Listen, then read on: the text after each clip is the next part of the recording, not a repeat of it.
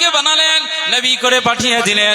নবী নূহ আলাইহিস সালামকে বানালেন, নবী করে পাঠিয়ে দিলেন। নবী শীশ আলাইহিস সালামকে পাঠালেন, নবী করে বানিয়ে দিলেন।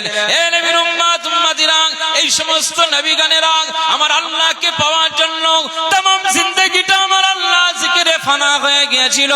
না না না, তাদের উম্মতেরাও তারাও আমার আল্লাহকে পাওয়ার জন্য আল্লাহর জিকির ফানা হয়েছিল। যারা আমার আল্লাহর জিকির থেকে দূরে ছিল, যারা আমার আল্লাহর ইবাদত থেকে দূরে ছিল, যারা আমার আল্লাহর এই জিকির থেকে ইবাদত বন্দেগী থেকে যারা দূরে ছিল, আমার আল্লাহ তাদেরকে ধ্বংস করে দিয়েছে, তাদেরকে নাস্তানাবুদ করে দিয়েছে, তাদেরকে দুনিয়ার জমিনে মিটিয়ে দিয়েছে। না না, আখিরি নবী মুহাম্মদ সাল্লাল্লাহু আলাইহি ওয়াসাল্লামকে আমার আল্লাহ পাক বলে দিয়েছেন, আয় আমার হাবিব, আমি আল্লাহ পাক জানিয়ে দিলাম, আপনি আপনার উম্মত উম্মতিদেরকে সতর্ক করুন, তারা যেন আমি আল্লাহ পাকের জব জিকির করে ইবাদত বন্দেগী করে তারা যদি আমার কথা না মেনে চলে, আমিও ধ্বংস করে দেব। আকা মাওলা রাসূলুল্লাহ সাল্লাল্লাহু আলাইহি ওয়াসাল্লাম বলেছেন, ও আমার আল্লাহ, আপনি আমার উম্মত উম্মতিদেরকে ধ্বংস করবেন না। ওদের গুনাহ হয়ে গেলে আল্লাহ আপনি ক্ষমা করবেন, ওদের গুনাহ হয়ে গেলে আল্লাহ আপনি মাফ করে দেবেন। ওদের সুযোগ দেন, ওদের অফার দেন, ওদের অবকাশ দেন, ওদের সময় দেন। হয়তো ওরা ভুলটা বুঝতে পারে, আপনার দরবারে তওবা করে নেবে, তওবা করে নেবে। আল্লাহ পাক আপনি তো বলে দিয়েছেন, আপনি উত্তম তওবাকারী, উত্তম আপনি গফুরুর রহিম, উত্তম গুনাহ মোচনকারী, আপনি ক্ষমাশীল দয়ালু দয়াবান। আমার উম্মত উম্মতিরা তারা যদি একটু ভুল করে নেয়, তারা যদি তওবা করে নেয়, আল্লাহ আপনি ক্ষমা করে দেবেন, মাফ করে দেবেন। আকা মাওলা রাসূলুল্লাহ সাল্লাল্লাহু আলাইহি ওয়াসাল্লাম আমার আল্লাহ পাকের দরবারে এই কথাগুলো বলেছিলেন। আমার আল্লাহ পাক হাবিবুল্লাহর কথাটাকে কবুল করে নিয়েছে।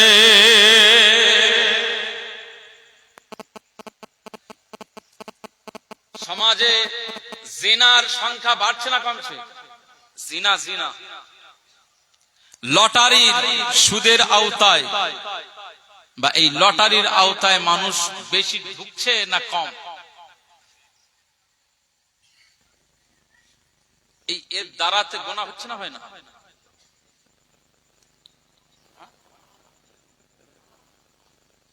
আজকে পিট্টুতে জুয়া আছে, তাই তো? আচ্ছা আচ্ছা, তাহলে যারা পিট্টু খেলছে তারা মুসলমান নাকি? এখন পিট্টু খেলাতে যদি জুয়া চলে, এটা কি হবে? হালাল হবে না হারাম হবে?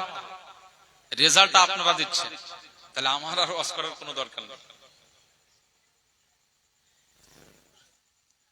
আল্লাহর সীমা লঙ্ঘন কেউ যদি করে,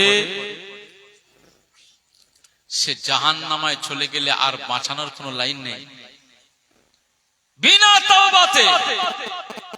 একটা হচ্ছে ইস্তেগফার, আর একটা হচ্ছে কি তাওবা।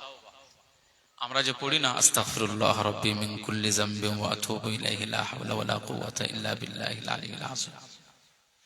এখন আমার ইমাম সাহেব হুজুর আমাকে বললেন, ধরুন আমি গাড়িতে করে আসছি এখানে ওয়াজের মাহফিলে, আমি বেলেঘাটা কাঁচকলের ওখানে আসি।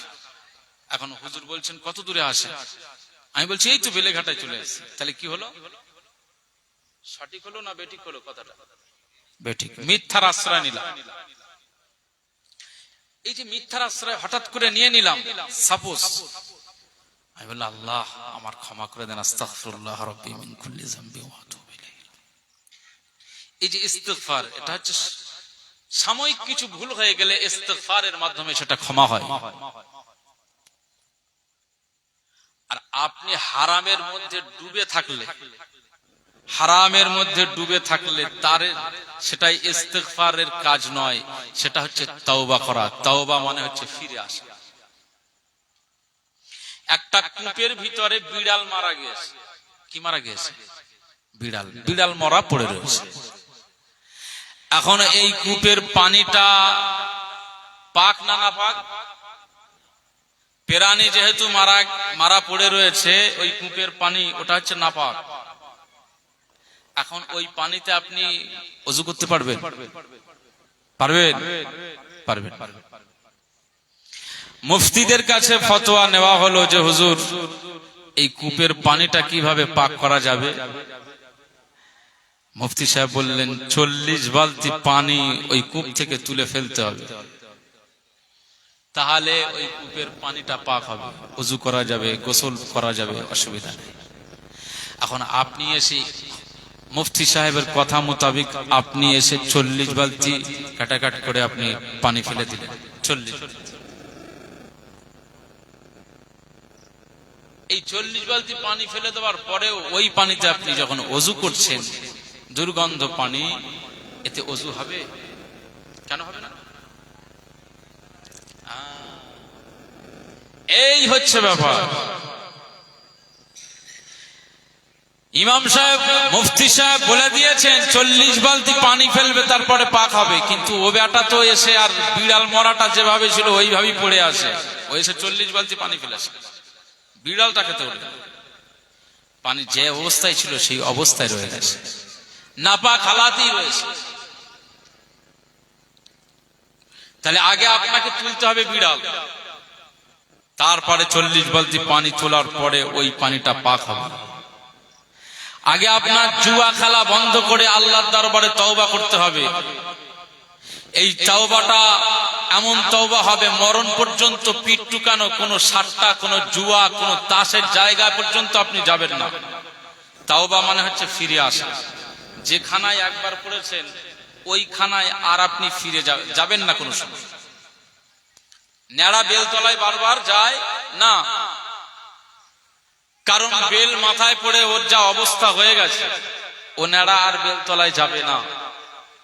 সুতরাং যে আল্লাহকে ভয় করে, যে আমার আল্লাহর জাহান্নামার ভয় করে, আখিরাতের বিচারের ময়দানে বিচার দেওয়ার এই ভয়ে যে বান্দা একবার ওই জুয়া খেলা, একবার ওই সাট্টা খেলা, একবার ওই লটারি কাটা থেকে ফিরে আসবে আর সেকেন্ডবার ওই জায়গায় ওই কাউন্টারে আর দাঁড়াবে না, এর নাম হচ্ছে তওবা করা। একবার জোরে বলুন সুবহানাল্লাহ।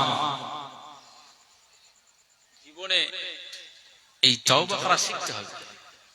মুসলমানের ছেলেরা, এ নবীর উম্মত উম্মতিরা, খুব খেয়াল করে শুনুন। আকা মাওলা রাসূলুল্লাহ সাল্লাল্লাহু আলাইহি ওয়াসাল্লাম একটি বর্ণনা করেছেন।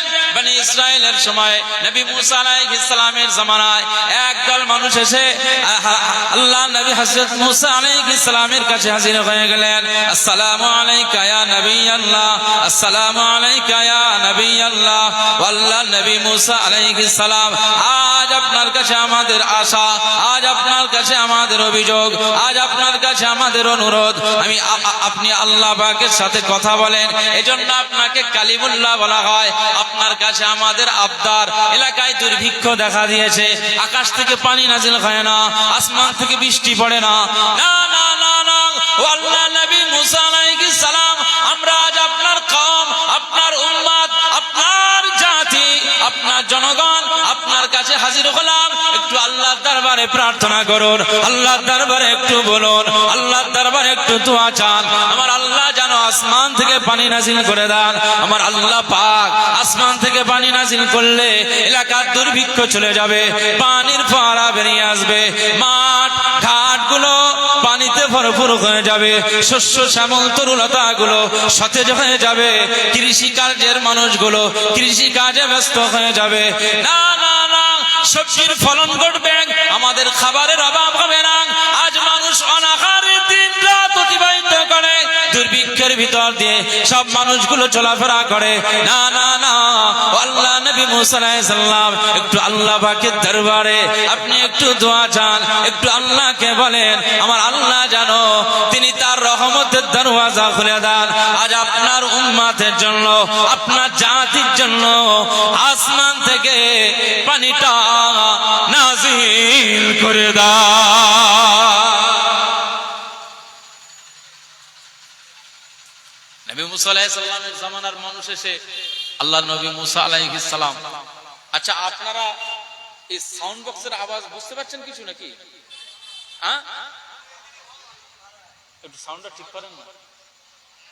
জনগণেরও ঠিক করতে হবে, আমারও ঠিক করতে হবে, সেইভাবে করে আমার যেন বলতে না কষ্ট হয় আর জনগণের শুনতে না কষ্ট হয়।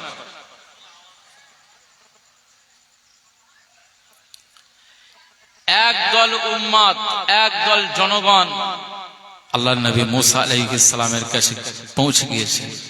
হুজুর, আপনি একটু আল্লাহ পাকের দরবারে ফরিয়াদ করেন না, তিনি যেন রহমত দরওয়াজা খুলে দেন, আসমান থেকে যেন বৃষ্টি বর্ষণ করে।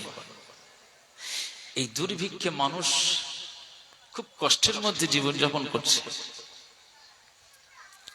মুসলমানের ছেলেরা, এ নবীর উম্মত উম্মতিরা, খুব খেয়াল করে শুনুন।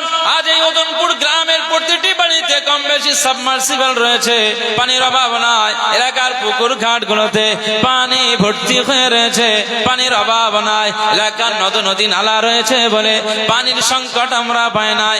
চলেন রাজস্থানে, চলেন আজ আজমির শরীফে, যেখানে সুলতানুল হিন্দ গরিবে নওয়াজ হযরত মঈনুদ্দিন চিশতি রহমাতুল্লাহ আলাইহি, আমাদের এই দেশের ভিতরে রাজস্থান বলে একটি রাজ্য রয়েছে। এই রাজস্থানে চলেন, যেখানে সুলতানুল হিন্দ গরিবে নওয়াজ হযরত মঈনুদ্দিন চিশতি রহমাতুল্লাহ আলাইহি, যেখানে যার আজমির শরীফে যিনি শুয়ে রয়েছেন, ওই এলাকাতে চলেন। পানির সংকট বোঝা যাবে, রাজস্থানে গেলে পানির সংকটটা বুঝতে পারবেন। না না না, পাহাড়ি এলাকায় আপনাকে নিয়ে যাওয়া হবে, হিমাচল প্রদেশে নিয়ে যাওয়া হবে। পাহাড়ের গায়ে গায়ে সব ছোট ছোট কুটির করে রেখেছে, ঘর বানিয়ে রেখেছে। ওই জায়গায় তারা পানি পায় না, তারা পানি সংগ্রহের জন্য নিচে নেমে আসে।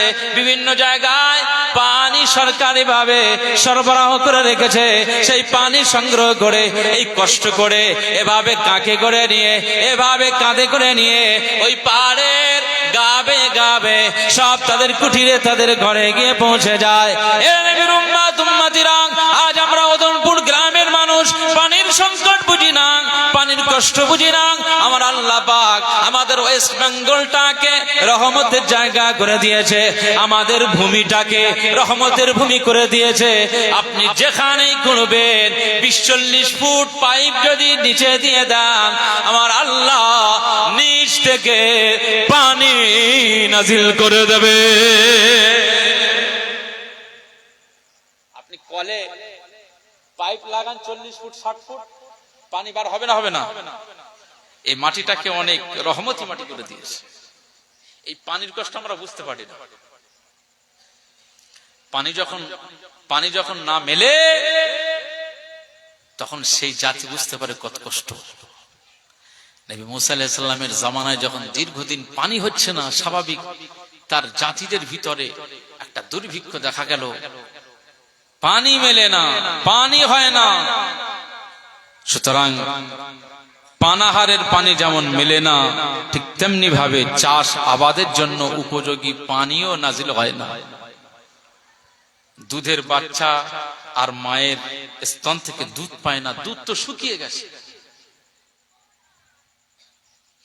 মুসলমানের ছেলেরা, এ নবীর উম্মত উম্মতিরা, খুব খেয়াল করে শুনুন। নবী মুসা আলাইহিস সালামের জামানার উম্মত উম্মতি গুলো সব তারা নবী মুসা আলাইহিস সালামকে লক্ষ্য করে বললেন, আল্লাহ নবী মুসা আলাইহিস সালাম, আল্লাহ পাককে একটু অনুরোধ করুন, আল্লাহ পাককে একটু বলুন, আল্লাহ পাকের কাছে একটু ফরিয়াদ করুন, আমার আল্লাহ পাক যেন আমাদের উপরে খুশি হয়ে যায়, আমাদের উপরে রাজি হয়ে যায়, আমার আল্লাহর দয়া যেন আমাদের উপরে নাজিল হয়ে যায়, তার রহমতটা যেন আমাদের উপরে নাজিল হয়ে যায়, আমার আল্লাহ যেন আসমান থেকে পানি বর্ষণ করেন।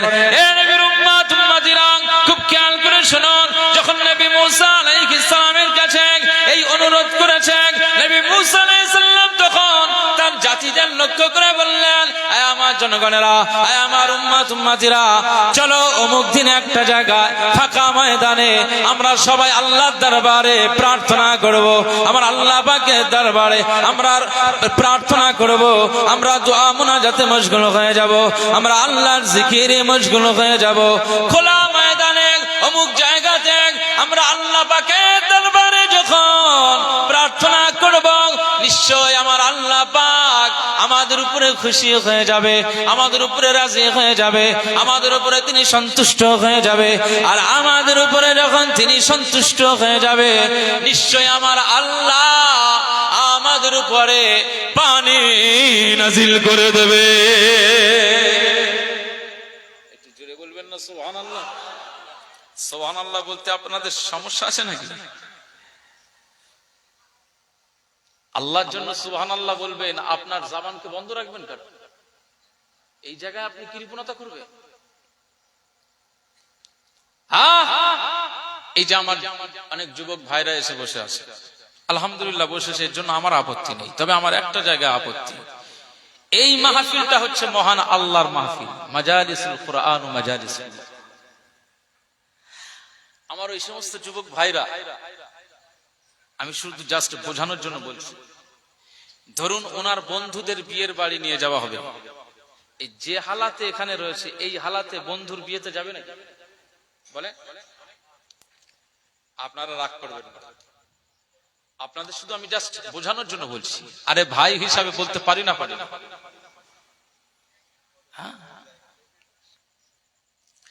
তখন কি হবে, বন্ধুর বিয়েতে যাওয়ার আগে একটু ভালো করে সেভ করে নেবে, মেকআপ করে নেবে, মানে ফেস ওয়াশ লাগাবে, চুলে একটু ভালো করে হিট দিয়ে দেবে, সবচেয়ে দামি শোকেসে রাখা জিন্স এবং ওর সাথে ম্যাচিং করা একটা শার্ট, টি শার্ট কিংবা গেঞ্জি, সে গায়ে দিয়ে একটা ডন ভাব নিয়ে বন্ধুর বিয়েতে যাবে না? যাবে না? আল্লাহু আকবার। ওটা যদি বন্ধুর বিয়ের ওই মজলিস রক্ষার্থে তুমি যদি তোমার সবচাইতে দামি পোশাক পরো, সবচাইতে তুমি তোমার সৌন্দর্যের জন্য তুমি তোমার ফেস ওয়াশটাকে, দামি ফেস ওয়াশ তুমি তোমার মুখে লাগাও, কিংবা তুমি সেলুনে গিয়ে তোমার ফেস ওয়াশ করে তুমি 250, 300, 400, 500 টাকা, 1000 টাকা খরচ করে আসো, আজকে এই ওয়াজের মাহফিলে তুমি বসেছো, 5 টাকা 10 টাকাওয়ালার একটা টুপিও জোগাড় হলো না আল্লাহর জন্য। কে ক্ষেত্রে ওনারা রাগ করবেন আমার উপরে? আপনারা রাগ করবেন না, আমি আপনাদের এটা শুধু জাস্ট আজকে এসেছেন, ঠিক আছে আলহামদুলিল্লাহ, পরবর্তী নেক্সট কোন মাহফিলে যখন যাবেন, আল্লাহর জন্য মাথায় টুপি লাগিয়ে পরনে পাঞ্জাবি পরে যেমন ঈদের ময়দানে যাওয়া হয়, ওয়াজের মাহফিলও গিয়ে ঠিক আল্লাহর জন্য পাঞ্জাবি টুপি সুন্নাতি পোশাক পরে সুগন্ধি ব্যবহার করে যখন ওই মাহফিলে বসে যাবেন, আমার আল্লাহ আপনার চরিত্রের ভিতর থেকে গুনাহগুলো সাফ করে দেবেন। একবার জোরে বলুন সুবহানাল্লাহ।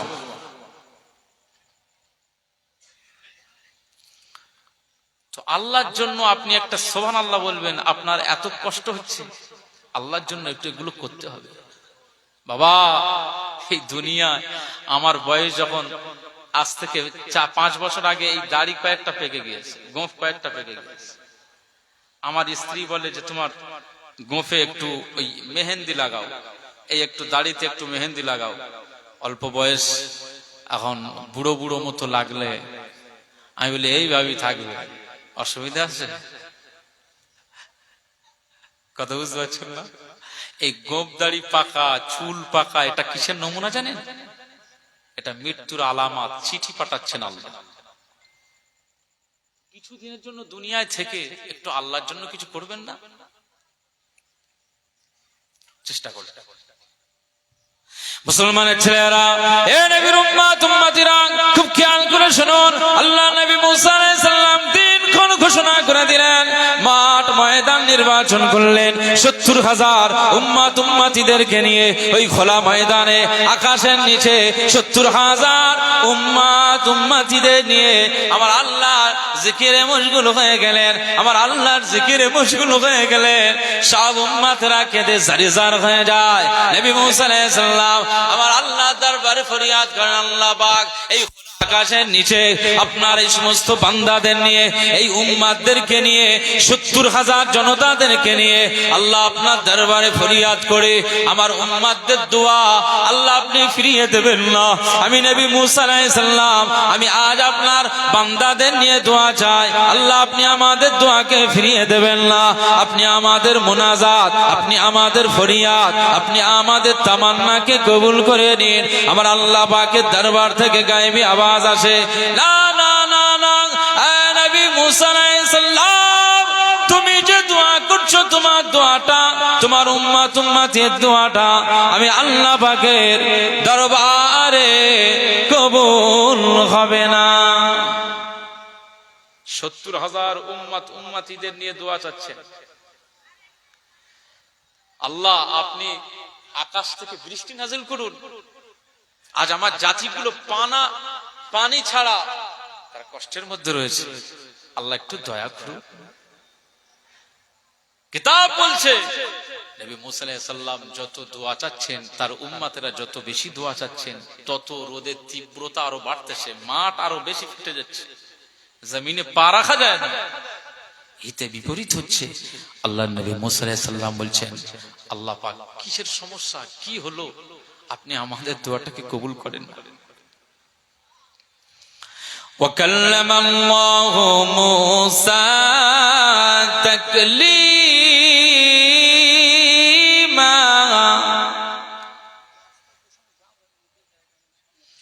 মুসা আলাইহিস সালাম আল্লাহ পাকের সাথে কথা বলতেন। وَكَلَّمَ اللَّهُ مُوسَى تَكْلِيمًا বলেন আল্লাহু আকবার। নবী মুসা আলাইহিস সালাম আল্লাহর সাথে সরাসরি কথা বলতেন, সরাসরি। উনি এরকম জবান দিয়ে কথা বলতেন, আল্লাহ শুনতেন, আর আল্লাহ গায়েবী ভাবে কথা বলতেন, নবী মুসা আলাইহিস সালাম শুনতেন। একবার জোরে বলুন সুবহানাল্লাহ। কি দরজাওয়ালা! এইজন্য নবী মুসা আলাইহিস সালামকে বলা হয় কালিমুল্লাহ।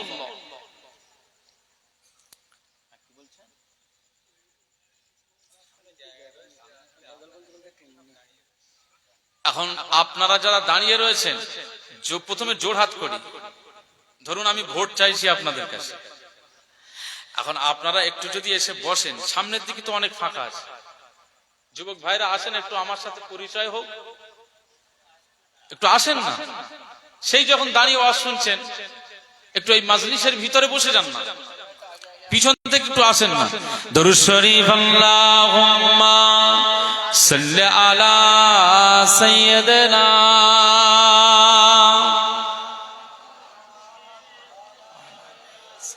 আসেন না, সামনে আসেন, পিছন থেকে একটু সামনে আসেন না ভাইরা। দরুদ শরীফ আল্লাহুম্মা সাল্লি আলা সাইয়্যিদিনা ওয়া আলা সাইয়্যিদিনা।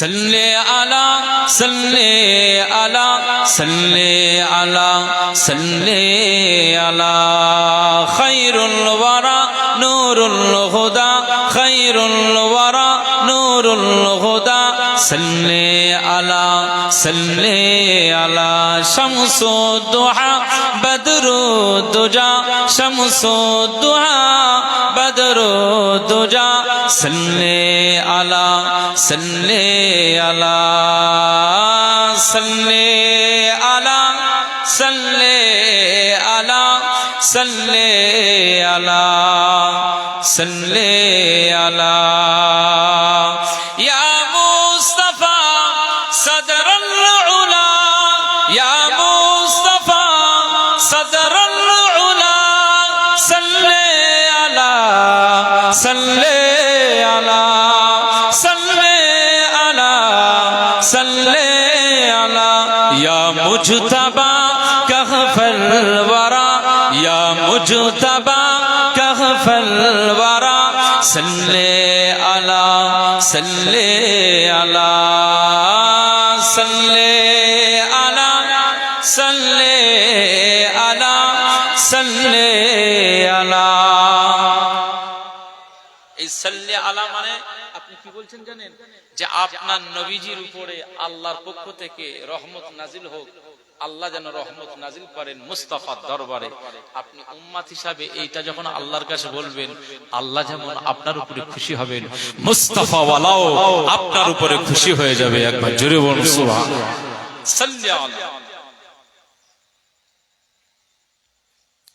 महबूब रब्बुल आलमीन महबूब रब्बुल आलमीन तुम हो इमामुल मुरसलीन तुम हो इमामुल मुरसलीन ए खातमे कुल अंबिया ए खातमे कुल अंबिया सल्ले अला सल्ले अला सल्ले अला सल्ले अला सल्ले अला সাল্লি আলা সাল্লি আলা সাল্লি আলা সাল্লি আলা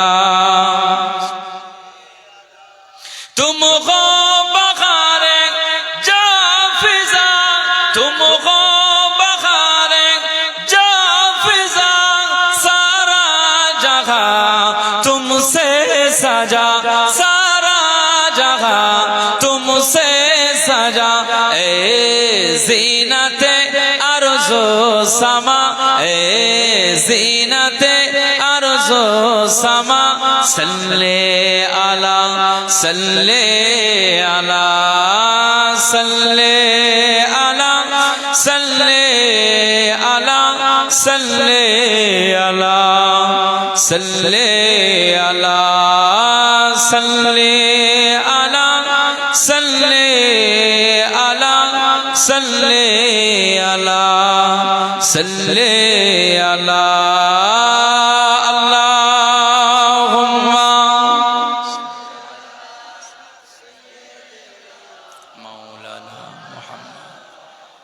वाला आले सैयदना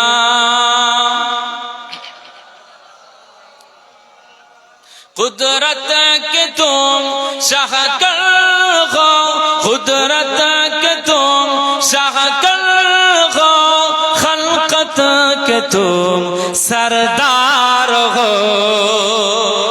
चलिए बोले ना सुभान अल्लाह कुदरत के तुम शाहकर हो कुदरत के तुम शाहकर हो खलकत के तुम सरदार हो खलकत के तुम सरदार हो तुम हो सारा पामोजज़ा तुम हो सारा पामोजज़ा सल्ले अला सल्ले अला सल्ले अला सल्ले अला सल्ले अला सल्ले अला सल्ले अला सल्ले अला सल्ले अला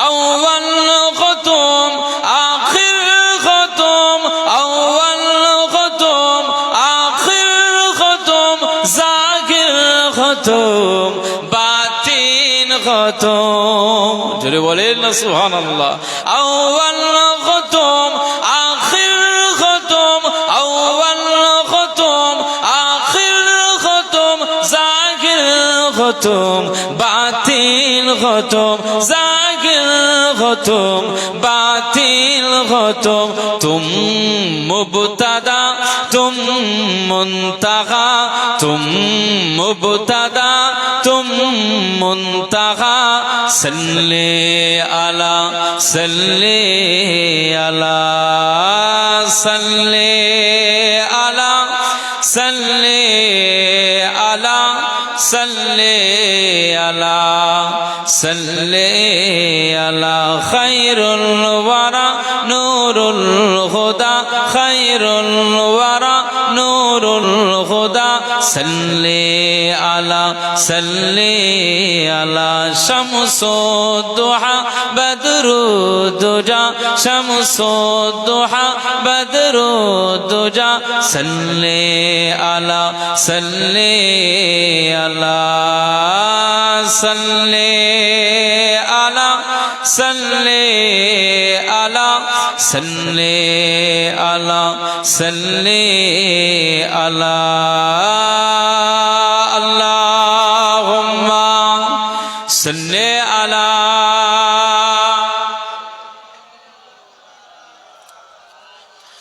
वाला आले सय्यदना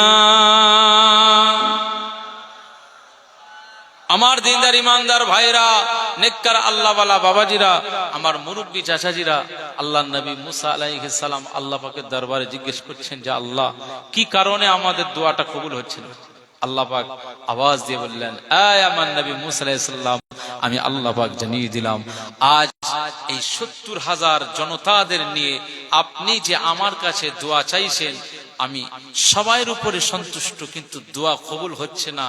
কারণ হলো এই এত জনগণের মাঝখানে একজন ব্যক্তি আছেন যে কিনা 40টা বছর ধরে সে আমার কোন জব জিকির দূরের কথা আমাকে আল্লাহ বলে কোনোদিন ডাকে না।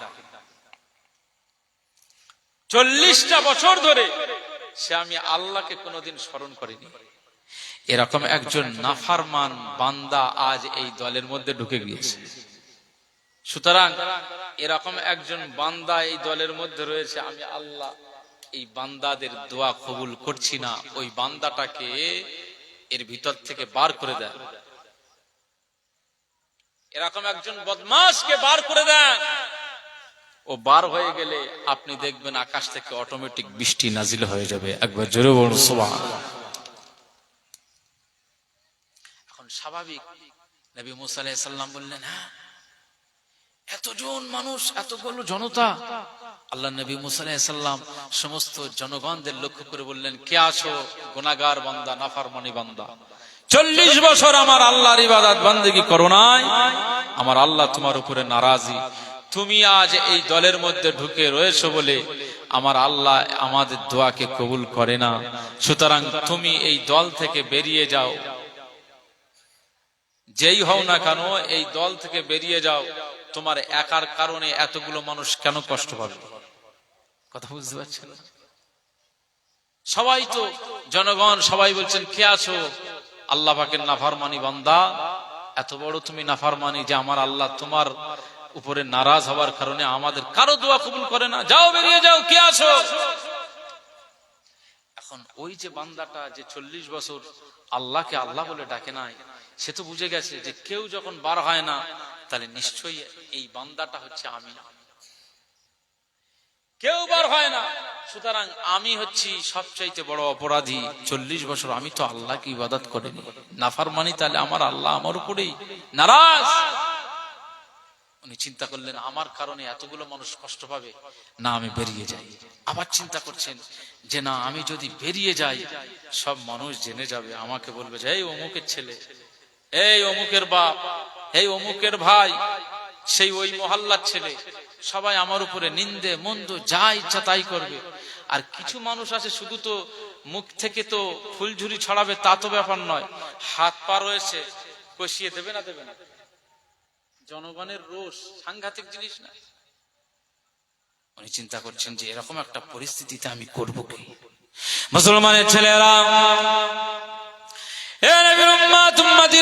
খুব খেয়াল করে শুনুন, এই 70,000 উম্মাত উম্মাতীদের ভিতর থেকে, 70,000 জনগণের ভিতর থেকে আল্লাহ পাকের এই নাফরমানি বান্দাটা কি করলেন? ভিতরে তিনি একা একা একটা রুমাল নিয়ে মাথায় মুড়ি দিয়ে ভাবে তিনি আল্লাহর দরবারে কেঁদে জারেজার হয়ে যান, আল্লাহর দরবারে কেঁদে জারেজার হয়ে যান। আমার আল্লাহ পাক আজ এই 70,000 উম্মাত উম্মাতীদের দোয়া কবুল হয় না। নবী মুসা আলাইহিস সালাম দোয়া করেন, দোয়া কবুল হয় না। আল্লাহ, আমি আপনার নাফরমানি করেছি, 40 বছর আপনার ইবাদত বান্দেগী করি নাই, 40 বছর আপনাকে ডাকি নাই, 40 বছর আমি আল্লাহ বলে ডাকি নাই। এই কারণে আল্লাহ আপনি নারাজ হয়ে গেছেন, আল্লাহ আপনি আমার উপর অসন্তুষ্ট হয়ে গেছেন। আজ আমি এই 70,000 জনতাদের ভিতর থেকে আমি বড় পাপিষ্ঠ, পাপাচার, পাপী, নাফরমানি বান্দায় রুমাল মুড়ি দিয়ে আল্লাহ আপনার দরবারে বিনয়ের সাথে দোয়া চাই। আমি তওবা করছি, আল্লাহ আমার জীবনের সব অপরাধকে মাফ করে দিন। আল্লাহ আপনি আমার জীবনের সব অপরাধকে মাফ করে দিন, আমার গুনাহকে মাফ করে দিন। এ নজনেরা শুনে রাখেন, আমার আল্লাহ পাক রহমানুর রহিম। চিন্তা করেন, আমার আল্লাহ পাক কোরআনের একটি আয়াত নাযিল করে দিয়েছেন। আমার আল্লাহ পাক বলে দিয়েছেন, লা তাকনাতু মির রাহমাতিল্লাহ ইন্নাল্লাহা ইয়াগফিরুয যুনুবা জামিআ ইন্নাহু হুয়াল গফুরুর রহিম। আমার রহমত থেকে নিরাশ হয়ে যেও না। তুমি সাট্টাখোর, তুমি পিট্টু খেলাও, তুমি জুয়া খেলাও, আজ থেকে তওবা করে নাও, তওবা করে নাও। আমি আল্লাহ পাক জানিয়ে দিলাম, ইন্নাল্লাহা ইয়াগফিরুয যুনুবা জামিআ। পৃথিবীর জমিনে কোন বান্দা বান্দি ভুল করার পরেও আমি আল্লাহ পাকের দরবারে যখন গুনাহ মাফ চাই, অপরাধ থেকে বাঁচার চেষ্টা করেন, আমি আল্লাহ পাকের দরবারে গুনাহ মাফ চেয়ে নাই, ক্ষমা চেয়ে নাই। আমি আল্লাহ পাক জানিয়ে দিলাম বান্দার সব জীবনের গুনাহটাকে আমি আল্লাহ মুহূর্তের ভিতরে মাফ করে দিয়ে আমি আল্লাহ বান্দাটাকে মাসুম বানিয়ে দিই।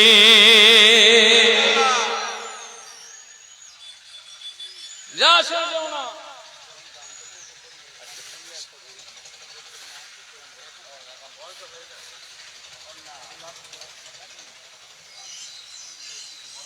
তাহলে আপনি যখন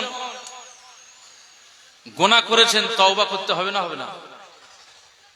সে ভিতর থেকে বলছেন আল্লাহ আমাকে মাফ করে দেন। 40 বছর আমি আপনাকে ডাকি।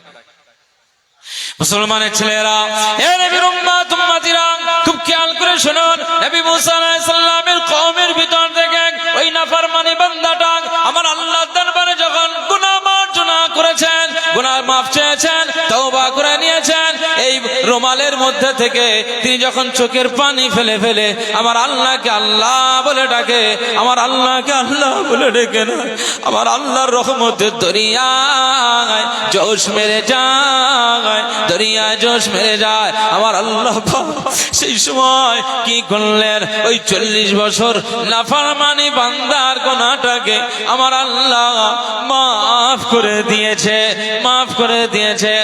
দেখতে পাওয়া যায় না না না, মেঘলা আকাশ হয়ে যায়, আকাশে মেঘ চলে আসে, আর আকাশ থেকে বৃষ্টির ফোঁটা নাজিল হয়ে যায়। নবী মুসা আলাইহিস সালামের উম্মত উম্মতিরা খুশিতে আলহামদুলিল্লাহর আওয়াজ উচ্চ আওয়াজে দিয়ে বলেন, এ নবী মুসা আলাইহিস সালাম, কি ব্যাপার? আজ তো কোনো মানুষ বের হলো না, আজ তো কোনো নাফরমানি বের হলো না, এই দলের মধ্যে থেকে কোনো মানুষ তো বাইরে বের হলো না, কিন্তু আল্লাহ পাক কেন বৃষ্টি নাজিল করেছেন? ইতিপূর্বে এত সময় আমার আল্লাহ তিনি তো বৃষ্টি নাজিল করছিলেন না। তিনি বলেছেন এর ভিতর থেকে যে নাফরমানি বান্দাটা যতক্ষণ না বার হবে ততক্ষণ আমি আল্লাহ বৃষ্টি নাজিল করব না। কিন্তু কোন মানুষের ভিতর থেকে বার হয় নাই, কিভাবে বৃষ্টিটা হয়ে গেল? আল্লাহ নবী মুসা আলাইহিস সালাম আল্লাহ পাকের দরবারে জিজ্ঞাসা করেন, ও আমার রব্বি কারীম আল্লাহ পাক, কি ব্যাপার? আজকে তো কোনো মানুষ আমার কোন উম্মত এই দলের ভিতর থেকে বার হয়ে যায় নাই, কিন্তু আল্লাহ আপনার আসমান থেকে কেন বৃষ্টি নাজিল হয়ে গেল? এত সময় আমরা দোয়া চাইলাম, আমাদের দোয়া মঞ্জুর হলো না, আপনি বললেন ওই নাফরমানি বান্দা বার হবে, তারপরে আপনাদের দোয়া কবুল হবে। নাফরমানি বান্দার ঘোষণা করেছে, কিন্তু কোন বান্দা এখনো পর্যন্ত বার হয় নাই, কিন্তু আপনার আকাশ থেকে বৃষ্টিটা কেন নাজিল হয়ে গেল?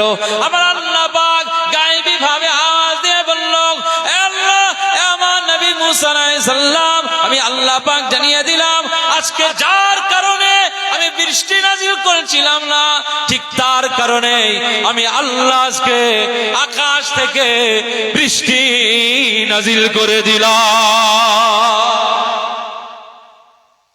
বলবেন না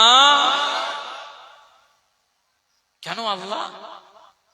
না, সে আমার কাছে তওবা করেছে, সে এই দলের মধ্যে থেকে আমার কাছে তওবা করে নিয়েছে। তার তওবাটা ছিল এমন যে আমি আল্লাহ তার ফিরিয়ে দিতে পারি না। আমি আল্লাহ তার মোনাজাত, তার দোয়া, তার তওবাটাকে কবুল করে নিয়ে আমি আল্লাহ তার ওই দোয়ার বরকতে আমার আসমান থেকে বৃষ্টির ফোঁটা নাজিল হয়ে গিয়েছে। একবার জোরে বলুন সুবহানাল্লাহ। আল্লাহ নবী মুসা আলাইহিস সালাম বলছেন, আল্লাহ পাক ওই ব্যক্তিটাকে একটু দেখিয়ে দেন না। আল্লাহ পাক বলেন, যতদিন সে নাফরমানি 40 বছর নাফরমানি করার পরেও এই দলের মধ্যে সে রয়েছে, এখনো তার পরিচয় আমি দেই নাই, তাকে আমি এখনো মানুষের কাছে ইজ্জত হরণ করে নাই, সে তখনও নাফরমানি করেছে, নাফরমানি অবস্থায় রয়েছে, তার আমি এখনো পর্যন্ত সম্মানহানি করি নাই, তার পরিচয় আমি দিয়ে। আর এখন সে তওবা করে পাক্কা আল্লাহ ওয়ালা হয়ে গিয়েছে, এখন আমি আল্লাহ তার পরিচয় দিয়ে আমি কিভাবে তার ইজ্জতটাকে নষ্ট করতে পারি, এটা কোনোদিনের জন্য আমি আল্লাহ করতে পারি না। একবার জোরে বলুন সুবহান, জোরে বলবেন না সুবহানাল্লাহ। মুসলমানের ছেলেরা, এ নবীর উম্মত উম্মতিরা, খুব খেয়াল করে শুনুন, আমি যে কথা আপনাদের বোঝাতে চাইছি, আজকে নবী মুসা আলাইহিস সালামের জামানার ওই ব্যক্তিটা 40 বছর আমার আল্লাহর ইবাদত করে নাই, আমার আল্লাহর জিকির করে নাই, আমার আল্লাহর নামের কোন জিকির সে উচ্চারণ করে নাই। এরকম একজন 40 বছর এই নাফরমানি করা বান্দাকে যদি আমার আল্লাহ মাফ করে দিতে পারে, আজকে আমরা উম্মতে মুহাম্মাদি, আজকে আমাদের নবীজির শান কত দিয়েছে। আজকে আমরা যে নবীজির উম্মত, সেই মুস্তাফা কামলিওয়ালাকে আমার আল্লাহ তামাম কায়নাতের ভিতরে আমার আল্লাহ শ্রেষ্ঠত্ব দিয়ে দিয়েছে। আকা মাওলা রাসূলুল্লাহ সাল্লাল্লাহু আলাইহি ওয়াসাল্লামকে আমার আল্লাহ কি দরজাওয়ালা নবী করে দিয়েছে। না না না, আম্মা জান আয়েশা সিদ্দিকা রাদিয়াল্লাহু তাআলা আনহা বর্ণনা করেন, আমার ঘরটা অন্ধকার থাকে, আমার নূর নবীজি যখন মসজিদে নববী শরীফ থেকে নামাজ আদা করে, সালাত আদা করে যখন আমার রুমে, আমার হুজরাতে ঢুকে পড়ে, ওই অন্ধকার রাতে যখন তিনি ইবাদত থেকে ফারেগ হয়ে যখন আমার হুজরাতে ঢুকে পড়ে, আমার হুজরাটা অন্ধকার থাকে, মুস্তাফা কামলিওয়ালা যখন আমি আয়েশার ঘরে ঢুকে পড়ে যায়, যখন আমি আয়েশার ঘরে প্রবেশ করে আমি আয়েশা দেখতে পাই আমার নূর নবীজির চেহারার আলোতে, নূরের বরকতে আমার হুজরাটা আলোয় আলোকিত হয়ে যায়। মুসলমানের ছেলেরা, এ নবীর উম্মত উম্মতিরা, খুব খেয়াল করে শুনুন, আকা মাওলা রাসূলুল্লাহ সাল্লাল্লাহু আলাইহি ওয়াসাল্লামকে আমার আল্লাহ কি দরজা দিয়ে দিয়েছে।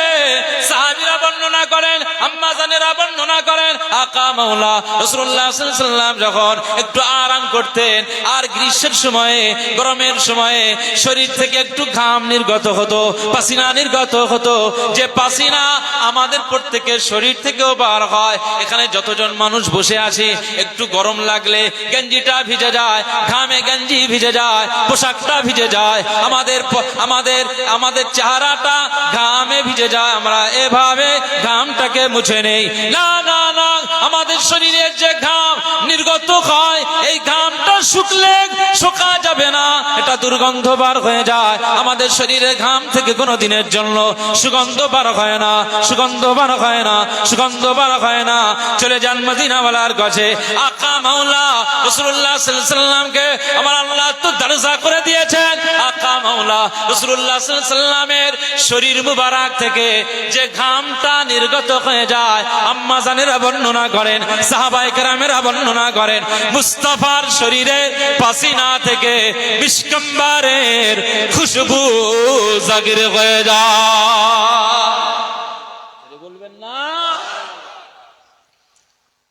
সেই নূর নবীজির শ্রেষ্ঠত্ব আল্লাহ দিয়েছেন, সেই নূর নবীজির উম্মত আমরা, তার উম্মত আমরা। এখন আমাদের দ্বারায় ভুল হয়েছে না হয়নি বলেন? আমরা যারা এখানে বসে রয়েছি, আমি যে বক্তা বক্তব্য দিচ্ছি, আমি ফ্রেশ না? কুল্লু বানি আদামা খাত্তাউন, প্রত্যেকটা আমরা বানি আদম, আদম সন্তান, সবাই আমরা গুনাহগার, আমাদের ত্রুটি হয়ে গেছে। কিন্তু রাসূলুল্লাহ সাল্লাল্লাহু আলাইহি ওয়াসাল্লাম বলেছেন, আখাইরুল খাত্তাইনা আত-তাওয়াবুন, সবচেয়ে উত্তম গুনাহগার ওই ব্যক্তি, সবচেয়ে উত্তম গুনাহগার ওই ব্যক্তি যে গুনাহ করার পরেও তাওয়াবুন, আমার আল্লাহর দরবারে তওবা করে গুনাহ থেকে ফিরে আসে, ওই বান্দাটাই আল্লাহর দরবারে অনেক পছন্দনীয়। একবার জোরে বলুন সুবহান। সারা জীবন আপনি এইভাবে চলবেন? এত আপনার টাকার প্রয়োজন হয়ে গেছে, 1 টাকা সুদ খেলে কত গুনাহ জানেন? বসিরহাটের আল্লামা রুহুল আমিন হুজুরের কিতাব ফতোয়া আমিনিয়া খুলে দেখেন, 1 টাকা সুদ খেলে, 1 টাকা সুদ খেলে সবচাইতে নিম্ন দরজার গুনাহ হচ্ছে নিজের মায়ের সাথে 36 বার জিনা করলে যে গুনাহ, 1 টাকা সুদ খেলে ওই গুনাহ হবে। বলুন নাউযুবিল্লাহ মিন যালিক।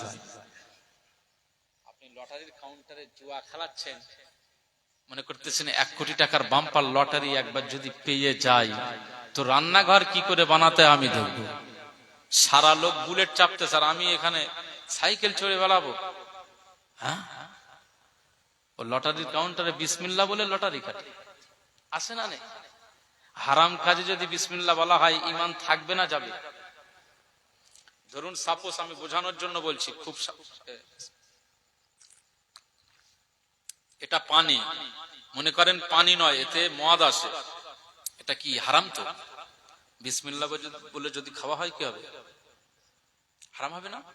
আর হারাম জিনিস বিসমিল্লাহ আল্লাহর নাম নিয়ে যদি আপনি খান, তাহলে আপনার ঈমান যাবে না থাকবে? ঈমান চলে যাবে না?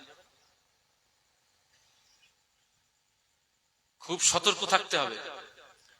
ও বেচারা লটারি কেটে রাত্রি শুয়ে পড়ে পড়ে বলছে, আল্লাহ একটু মিলিয়ে দেন না, আল্লাহ আল্লাহ মিলিয়ে দেন, আমি গরিব মানুষ, খেটে খাই, আমার ইনকাম হয় না। সারা গ্রামের মানুষ বুলেট চড়ে বেড়াচ্ছে, ফাটাফাট ফাটাফাট শব্দ, এই রোজ শুনতে হবে, একটু নিজে চাপতে পারবো না? তা 350 400 টাকার 500 টাকার রোজ, এই কদিন এ তো নুন আনতে পান্তা পুরোই, বুলেট কিনা তো দূরের কথা। তা আমি এই যে লটারি কাটতেছি, আল্লাহ এই লটারির একটা বরকত দাও না, আমার একটু 1 কোটি টাকার বাম্পার লটারি। এরকম মানুষ আছে না নেই?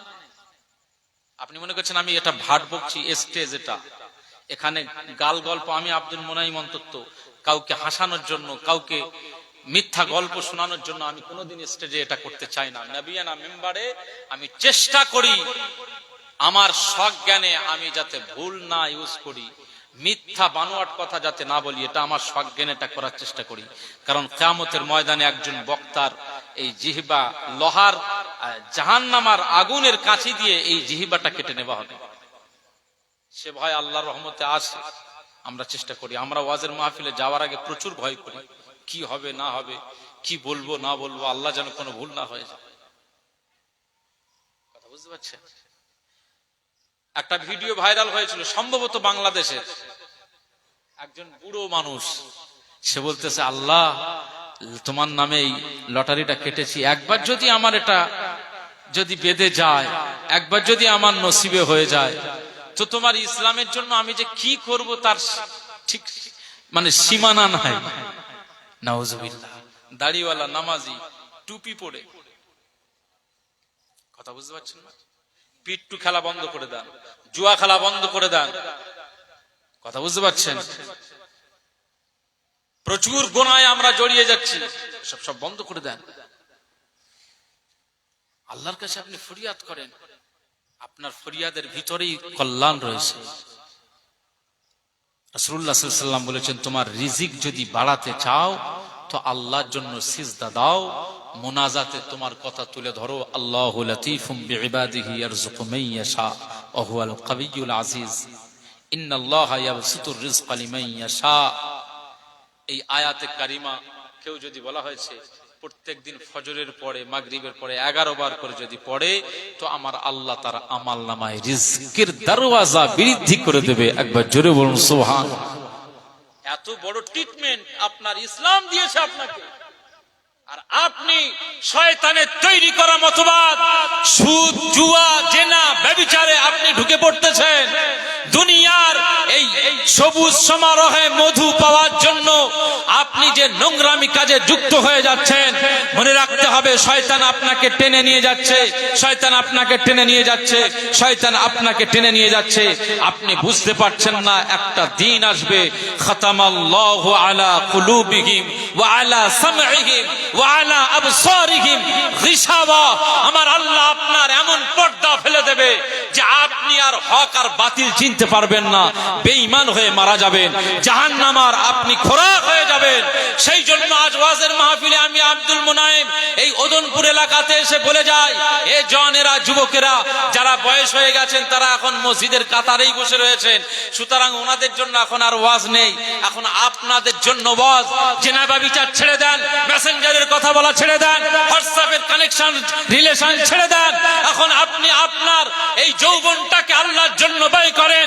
হযরত আলী রাদিয়াল্লাহু আনহু বলেছেন, পৃথিবীর কোন যৌবন মানুষ, কোন যুবক যদি মনে করেন যে না, আমি আমার আল্লাহর জন্য সময়টা ব্যয় করব, আমার আল্লাহ ওই যুবকের জন্য, ওই যুবকটাকে আমার আল্লাহ কবুল করে নেবে।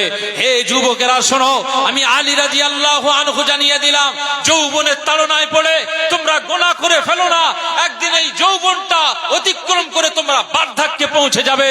কিন্তু মনে রাখতে হবে, তুমি বুড়ো হয়ে যাওয়ার পরে পরেও যৌবনে যে গোনাটা করেছো ওই গোনা কিন্তু বুড়ো হবে না, গোনার জায়গা থাকবে, কিন্তু তোমার এই যৌবনটা অতিক্রম করে তুমি বৃদ্ধ বয়সে পৌঁছে যাবে। সুতরাং আমি আলী রাদিয়াল্লাহু আনহু জানিয়ে দিলাম, খবরদার যৌবনের এই বয়সটাকে তোমরা আল্লাহর জন্য ব্যয় করো। আমার আল্লাহ পাক বলে দিয়েছেন, পৃথিবীর কোন যুবক বান্দা যখন আমি আল্লাহর দিকে এগিয়ে আসে, আমি আল্লাহর আরশটা খুশি হয়ে যায়। একবার জোরে বলুন সুবহানাল্লাহ। মুসলমানের ছেলেরা, এ নবীর উম্মত উম্মতিরা, খুব খেয়াল করে শুনুন, বুখারী শরীফের হাদিস, আকা মাওলা রাসূলুল্লাহ সাল্লাল্লাহু আলাইহি ওয়াসাল্লাম ঘোষণা করেছেন, ওয়াশাবুন নাসাই ফি ইবাদাতিল্লাহ। এখানে 7টা শ্রেণীর কথা বলা হয়েছে, 7টা ক্লাসের কথা বলা হয়েছে। তার ভিতরে এখন যুবকের প্রসঙ্গ যখন চলে এসেছে, আমি এই যুবকদের বিষয়ে একটু বলতে চাই, সজাগ করাতে চাই। আকা মাওলা রাসূলুল্লাহ সাল্লাল্লাহু আলাইহি ওয়াসাল্লাম ঘোষণা করেছেন, এ আমার বান্দা, আমার উম্মত উম্মতিরা, আমার সাহাবীরা, শুনে রাখো, আমি রাসূলুল্লাহ সাল্লাল্লাহু আলাইহি ওয়াসাল্লাম জানিয়ে দিলাম, কিয়ামতের ময়দানে কোনো ছায়া থাকবে না, কিয়ামতের ময়দানে কোনো ছায়া থাকবে না। আমার আল্লাহ পাকের এই একটা সূর্য তোমরা দেখতে পাও, এই একটা সূর্য কিয়ামতের ময়দানে সূর্যের মুখ খুলে যাবে, 12টা মুখ হয়ে যাবে, 12টা মুখ হয়ে যাবে। সূর্য মাথার উপরেই নেমে আসবে, মাথার উপরে নেমে আসবে। না না না, এই সূর্যের তীব্রতায় আজ আল্লাহ পাকের বান্দাদের কারো মাথা ফেটে চৌচির হয়ে যাবে, ঘিলুগুলো বার হয়ে যাবে, নাকের মধ্যে থেকে বার হবে, নিজের ঘিলু নিজে খাবে, এরকম একটা পরিস্থিতি হয়ে যাবে। কিয়ামতের ময়দানে এরকম একটা দিন চলে আসবে, সূর্য মাথার উপরে নেমে আসবে, আল্লাহ পাকের বান্দা বান্দীদের শরীর থেকে ঘাম বার হয়ে যাবে, পাসিনা বার হয়ে যাবে, এত ঘাম বার হবে, এত ঘাম বার হবে। আজকে আমাদের ঘাম বার হলে একটু গেঞ্জিটা ভিজে যায়, একটু জামাটা ভিজে যায়, কিন্তু কিয়ামতের ময়দানে এই ঘাম এত পরিমাণে বার হবে। আকা মাওলা রাসূলুল্লাহ সাল্লাল্লাহু আলাইহি ওয়াসাল্লাম বলেছেন যে সে তার ঘামে তার হাঁটুটা পর্যন্ত ডুবে যাবে, তার ঘাম এত বার হয়ে যাবে, তার ঘাম এত বার হয়ে যাবে, তার ঘামটা বার হতে হতে এত পরিমাণ হয়ে যাবে, কোমরটা ডুবে যাবে। না না, কিয়ামতের ময়দানে এত পরিমাণে ঘাম বার হবে, এই ঘামটা এত পরিমাণে বেড়ে যাবে, সে তার গলা পর্যন্ত ডুবে যাবে। এমন একটা সময় আসবে, সে তার ঘামের উপরে সাঁতার কাটতে থাকবে। কিয়ামতের ময়দানটা কঠিন ময়দান, এই কিয়ামতের ময়দানের ভয় করো, কিয়ামতের ময়দানে চিন্তা করো। না কোনো ছায়া থাকবে না, কোনো ছায়া থাকবে না, আমার আল্লাহ পাকের আরশে আজিমের ছায়া ছাড়ার কোনো ছায়া থাকবে না। আকা মাওলা রাসূলুল্লাহ সাল্লাল্লাহু আলাইহি ওয়াসাল্লাম ঘোষণা করে দিয়েছেন, আয় আমার সাহাবীরা, আয় আমার উম্মত উম্মতিরা, আমি আকা মাওলা রাসূলুল্লাহ সাল্লাল্লাহু আলাইহি ওয়াসাল্লাম জানিয়ে দিলাম, পৃথিবীর ওই শ্রেণীর মানুষগুলো যারা আরশে আজিমের ছায়া পেয়ে যাবে, না না, আমার আল্লাহ পাক তাদেরকে সূর্যের তীব্রতার ভিতরে রেখে দেবে না, আমার আল্লাহ পাক তাদেরকে ওই তাপের মধ্যে রেখে কষ্ট দেবে না, আমার আল্লাহ দয়া হয়ে যাবে। না না না, আকা মাওলা রাসূলুল্লাহ সাল্লাল্লাহু আলাইহি ওয়াসাল্লাম বলেছেন যে আমার আল্লাহ পাক ওই সমস্ত মানুষগুলোকে টেনে নিয়ে আরশে আজিমের ছায়া নসিব করে দেবে। মুসলমানের ছেলেরা, এ নবীর উম্মত উম্মতিরা, খুব খেয়াল করে শুনুন, এই শ্রেণীর মানুষ কারা হবে? 7 শ্রেণীর মানুষ হবে। তার ভিতরে একটা শ্রেণীর কথা বলা হয়েছে, ওয়াশাবুন নাসাই ফি ইবাদাতিল্লাহ, যুবকদের কথা বলা হয়েছে, যারা যৌবন বেলায় শয়তানি চক্রে যায় নাই, চা চক্রে যায় নাই, নাইট ক্লাবে যায় নাই, বিভিন্ন জায়গায় স্পাতে গিয়ে মেয়েদের কাছ থেকে বডি ম্যাসেজ করে নেয় নাই। এই যুবক বেলায় যৌবন অবস্থায় না কোনো খায়ের সাথে পড়ে জেনা ব্যভিচারী করে নাই, গার্লফ্রেন্ডকে নিয়ে ইকো পার্কে গিয়ে সময় পার করে নাই। না না না, যে যুবক যুবতী ওয়াশাবুন নাসাই ফি ইবাদাতিল্লাহ, এই অবস্থায় যারা আমার আল্লাহর জিকিরে মশগুল হয়ে যায়, আল্লাহর ইবাদতে মশগুল হয়ে যায়, আমার আল্লাহ পাক কিয়ামতের ময়দানে ওই যুবকটাকে সূর্যের তীব্রতা থেকে বাঁচিয়ে আমার আল্লাহ আরশে আজিমের ছায়া নসিব করে দেবে। বলবেন না আজকে আমরা এক জায়গায় বসে শুধু এর নামে তার নামে নিন্দে মন্দ এই গীবত চর্চা করেই দিন চলে যায়। কি ছেলে বলেন, কি পুরুষ বলেন, আর কি মহিলা বলেন, মহিলাদের তো আরো বেশি, মহিলারা আরো বেশি এক জায়গায় জড়ো হলে এর নামে তার নামে গীবত চর্চা হয় না, হয় না, করে না, করে না। আল্লাহু আকবার। আল্লাহর আযাবে জাহান্নামের ভয় নেই তোমার এই সময়টা। আজকে আমরাও যুবক যৌবন বেলা অতিক্রম করেছি ভাই, অনেক কষ্ট। শয়তানের থেকে মুখ ফিরিয়ে আল্লাহর দিকে বেরিয়ে আসা, এটা একটা অনেক চ্যালেঞ্জের ব্যাপার। তো একটু আল্লাহর জন্য আপনি এই চ্যালেঞ্জের মোকাবিলা করে শয়তানের মুখে লাথি মেরে দেন না, চেষ্টা করেন না, একটু আল্লাহমুখী হয়ে যান, আল্লাহ ওয়ালা হয়ে যান। কিয়ামতের ময়দান, কিয়ামত বিশ্বাস হয়তো নাকি? সূরা নাবা, এই নাবার অর্থ হচ্ছে সংবাদ। আম্মা ইয়াতাসাআলুন আনিন নাবাইল আযীম,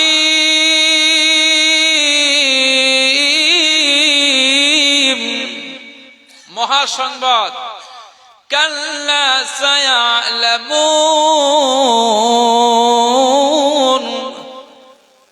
না এই সংবাদ সায়ালামুন, তোমরা খুব শীঘ্রই জানতে পারবে কিয়ামতের ময়দানের পরিস্থিতিটা। তো কিয়ামত আমাদের হবেই হবে, কিয়ামতের ময়দানে আমাদের জড়ো হতে হবে। এখান থেকে ওয়াজের মাহফিল থেকে আজ ওয়াজ শুনতে বসেছেন, আলহামদুলিল্লাহ আপনাদেরকে দেখে আমার অনেক ভালো লাগছে। ধৈর্যের পরিচয় দিয়ে এই যে কথাগুলো শুনছেন, একটু আমলে বাস্তবায়ন করার চেষ্টা করবেন। বিশ্বাস করুন, আমার মতো গুনাহগার, এটা আমি শুধু আমার রিয়া, এটা অহংকার আর প্রকাশ করার জন্য, আপনাদের শুধু উৎসাহিত করার জন্য এটা বলতে চাইছি। এই তাসবিহ দানার সঙ্গে প্রত্যেকেই একটা করে রাখবেন। নামাজের পরে দ্রুত বার হবেন না, একটু তাসবিহ দানা যাবে, 100 দানা করে পড়ে। আল্লাহু আকবার। সেই সময় আসে, কবরে আপনার এইটা কাজে লেগে যাবে। তখন মনে হবে যে যদি আরো বেশি পড়তাম, যদি আরো জিকির করতাম, যদি আরো আল্লাহর জন্য সময় ব্যয় করতাম, এইটা তখন মনে হবে। তো আমরা যদি পকেটে রাখতে পারি, আপনি কেন পারবেন না? এটাকে কন্ট্রোল করতে আপনি কেন পারবেন না? আল্লাহর জন্য একটু করুন। আমার আল্লাহ আমাদের সবাইকে ইবাদত করবার তৌফিক দান করুন। যত যুবক ভাইরা আছেন, পিট্টু খেলান, জুয়া খেলান, সাট্টা খেলান, গাঁজা খান, এই সব থেকে দূরে থাকতে হবে। আল্লাহ এনাদের তওবা করার আল্লাহ তৌফিক দান করেন। বলুন আল্লাহুম্মা আমিন। জোরে বলবেন না আল্লাহুম্মা আমিন। দরুদ শরীফ। আল্লাহুম্মা সাল্লি আলা সাইয়্যিদিনা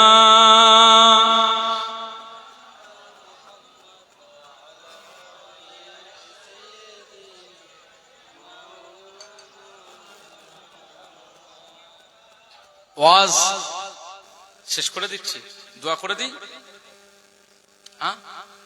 একটা বেজে গিয়েছে,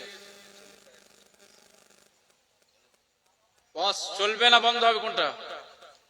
কনফিউশনে পড়ে গেছেন আপনারা যে কি বলি। হ্যাঁ বললেও হয়তো কি বলবে তার ঠিক নেই, না বললেও আর এক সমস্যা। 2 ঘন্টা যদি টেনে দেয়। এই দেখেন, আমি আপনাদের এবারে পেঁচে ফেলে দিচ্ছি। এখানে জানাজার ময়দান কোনটা? এইটাই। এটা জানাজার ময়দান আপনারা জন্ম থেকেই দেখছেন, না নতুন করে জায়গাটা করা হয়েছে? নতুন করে করা হয়েছে। টাকা পয়সা লেগেছে না ফ্রি লেগেছে? না, এখনো কিন্তু ঘাটতি রয়েছে 2-4 লাখ টাকা, বহুত ঘাটতি রয়েছে। আলহামদুলিল্লাহ আমাদের আলমগীর হোসেন সাহেব ভাইজান, বহুত ঘাটতি আছে। তো এই জানাজার ময়দানের এই ঘাটতি পূরণ আমাদের করতে হবে না? হবে না বলেন? 10 জনের কি বলে যে 10-এর লাঠি 1-এর বোঝা। এখন মাথা হ্যাট করে থাকলে হবে না, একদম পালোয়ানের মতো আমার দিকে তাকান। এই সময় একটু মনে হবে যে কি হবে তার ঠিক নেই, টাকা পয়সা এইবারই কোন আল্লাহ আল্লাহ রসুলের মহব্বত তো এখানেই বোঝা যাবে। তবে আপনার ইচ্ছা মতো আপনি দেবেন। আমি বলবো না যে ভাই তোকে 10,000 টাকা দিতে হবে, ভাই তোকে আমার 20,000 কলার ধরে আমি এটা বলবো না। যদি আপনার দয়া হয় যে জীবনে আমি বন্ধুদের পিছনে শুধু রোল সেন্টারে, আপনি একদিন হিসাব করতে বসবেন যে রোল সেন্টারে আপনি কত রোল খাইয়েছেন আপনার বন্ধুকে, হিসাব মিলিয়ে নেবেন। গার্লফ্রেন্ডের কত আপনি ব্যালেন্স মেরে দিয়েছেন চিন্তা করে দেখেন। ভাষাগুলো হয়তো খারাপ লাগছে, শুধু একটু দুনিয়ার একটু শখ শান্তি মেটানোর জন্য এই কাজগুলো আপনি করতেছেন। আখিরাতে কেউ আপনার হবে না। কিয়ামতের ময়দানে আমার আল্লাহর রহমতি নজর যদি পেতে চান তো আল্লাহর জন্য কিছু ব্যয় করে। যারা ঈমানদার হয় তারা কিছু দুনিয়াতে ব্যয় করে। যারা ঈমানদার হয় তারা কি করে? আল্লাযীনা ইউমিনুনা বিল গায়ব, যারা ঈমানদার ঈমান নিয়ে আসে তারা গায়েবের প্রতি ঈমান আনে। আল্লাহকে দেখা যায়? আল্লাহ আকার নিরাকার থেকে পাক, পবিত্র। সুতরাং আল্লাহকে আমরা দেখতে পাই নাই, এই অদৃশ্যের এই বিষয়গুলোকে আমরা মেনে নিয়েছি, এর নাম হচ্ছে ঈমানদার। একবার জোরে বলুন সুবহানাল্লাহ। ويقيمون الصلاة,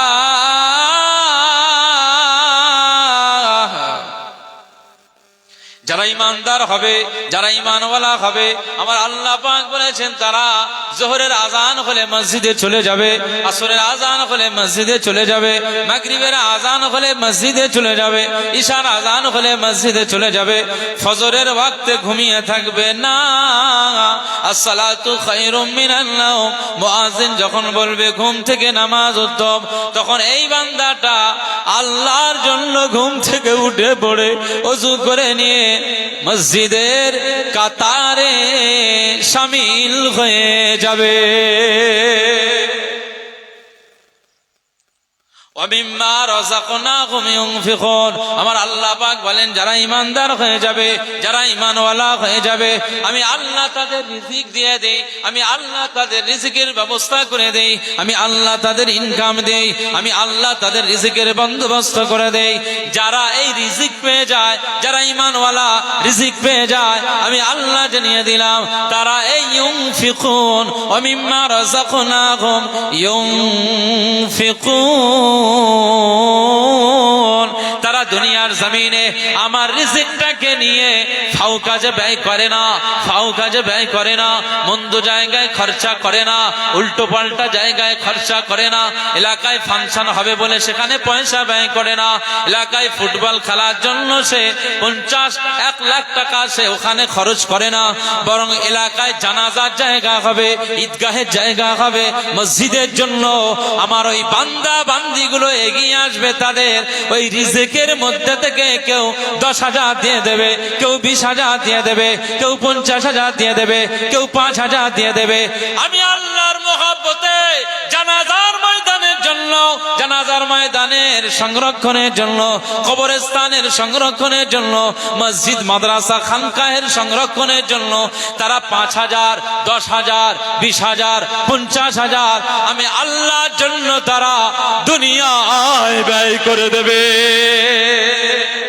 যে বলবেন না নারায়ে তাকবীর।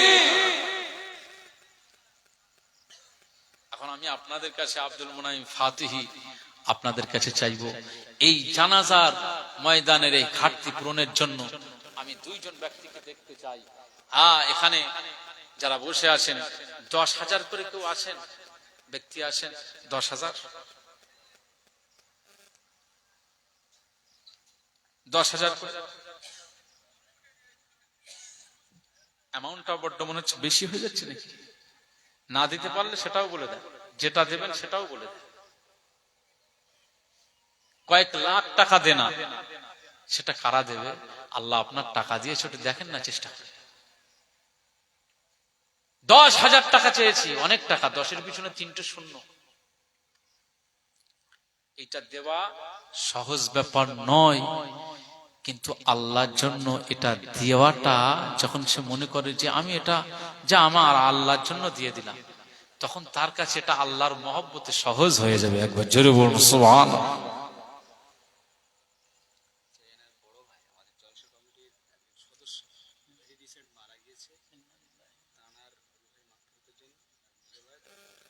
আচ্ছা, আলহামদুলিল্লাহ। কি নাম? কারিবুল ইসলাম। আর বড় ভাইয়ের নাম কি ছিল? দেখুন ভাই ভাই কারিবুল ইসলাম ভাই, তার বড় ভাই ইন্তেকাল হয়ে গেছে। আল্লাহ তার কবরটাকে জান্নাতের টুকরা নসিব করুন, বলুন আল্লাহুম্মা আমিন। রাকিবুল ইসলাম সাহেব, মরহুম রাকিবুল ইসলাম সাহেব, আমাদের এই কারিবুল ইসলাম ভাই তার বড় ভাইয়ের জন্য তিনি ওয়াদা করেছেন তার রুহের মাগফিরাতের জন্য বড় ভাইয়ের নামে 10,000 টাকা এই জানাজার ময়দানের জন্য তিনি দান করবেন, ওয়াদা করেছেন। তাকবীর হবে না নারে তাকবীর? তাকবীর হবে না নারে তাকবীর? এই ছেলেরা জোরে আওয়াজ দিয়ে বলো না নারে তাকবীর, নারে তাকবীর। আমাদের কারিবুল ইসলাম ভাই বলুন জিন্দাবাদ। আমাদের কারিবুল ইসলাম ভাই জোরে বলুন জিন্দাবাদ। 10,000 টাকা জোরে বলুন মারহাবা, নারে তাকবীর। আল্লাহ ভাইয়ের দানকে কবুল করুন, মনের আশাকে পুরা করে দেন। আল্লাহ তার রিজিকে রুজিতে বরকতের দরজা খুলে দেন। বড় ভাই ইন্তেকাল হয়ে গেল, বড় ভাই মারা গেল, বড় ভাই রাকিবুল ইসলাম মারা গেল, ইন্তেকাল হয়ে গেল, কবরে শুয়ে রয়েছে। মেজো ভাই যাবে বড় ভাইয়ের জন্য এই 10,000 টাকা আল্লাহর জন্য ব্যয় করলেন। আল্লাহ দানের সওয়াব ভাইয়ের পক্ষ থেকে তার বড় ভাইয়ের কবরে পৌঁছে দেন। আল্লাহ তার কবরটাকে জান্নাতের টুকরা নসিব করে দেন, বলুন আমিন। আরো জোরে বলুন